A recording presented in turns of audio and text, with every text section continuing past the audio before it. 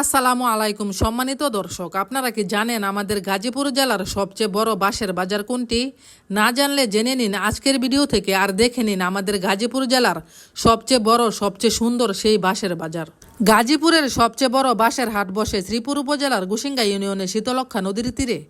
এই হাটটি স্থানীয় চাহিদা মিটিয়ে দেশের বিভিন্ন জেলায় বাঁশ বিক্রি করার জন্য পরিচিত এবং এটি হাজার হাজার মানুষের কর্মসংস্থানের একটি গুরুত্বপূর্ণ উৎস হিসেবে কাজ করে। আমাদের গাজীপুরের শ্রীপুরের বাঁশ স্থানীয় চাহিদা মিটিয়ে দেশের বিভিন্ন জেলায় বিক্রি করা হচ্ছে। উপজেলার গুসিঙ্গা ইউনিয়নে শীতলক্ষা নদীর পাড়ে সবচেয়ে বড় বাঁশের হাট বসে।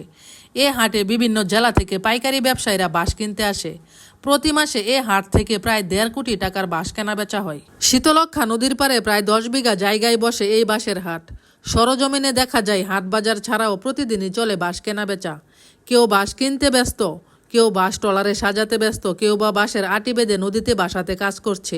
প্রতিদিন ভোর থেকে বিভিন্ন এলাকা থেকে চাষিরা বিভিন্ন প্রজাতির বাঁশ নিয়ে চলে আসেন এই হাটে।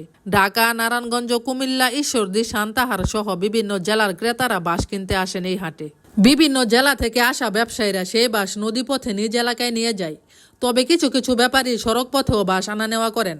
এছাড়া বাঁশ পরিবহনের সবচেয়ে জনপ্রিয় বাহন হলো নদীতে ভাসিয়ে নিয়ে যাওয়া। শীতলক্ষা নদীর পার ঘেঁষে থাকার কারণে নদীপথে বাঁশ পরিবহন সহজ হয়। তাই এই বাজার বহুদিন ধরে বড় বাঁশের আড়ত হিসাবে পরিচিতি লাভ করেছে। স্থানীয়দের পাশাপাশি আশেপাশের জেলার ব্যবসায়ীরাও এখানে আসেন। নদীর পাড়ের খোলা জায়গায় লম্বালম্বি করে সারি সারি বাঁশের স্তূপ সাজানো থাকে। দেখে মনে হয় যেন সবুজ এক বনের ভিতর দাঁড়িয়ে আছে। গুসিঙ্গার শীতলক্ষা নদীর পাড়ের এই বাঁশের হাট কত সুন্দর জায়গায় অবস্থিত তা আপনি সরজমিনে না দেখলে উপলব্ধি করতে পারবেন না। এখানে আসলে আপনি হারিয়ে যাবেন অপরূপ মায়াবী প্রকৃতির মাঝে।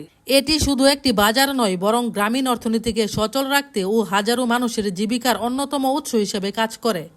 বিভিন্ন জেলা থেকে পাইকারি ব্যবসায়ীরা এখানে বাঁশ কিনতে আসেন এবং স্থানীয়ভাবে চাহিদা মিটিয়ে দেশের বিভিন্ন প্রান্তে বাঁশ সরবরাহ করা হয়।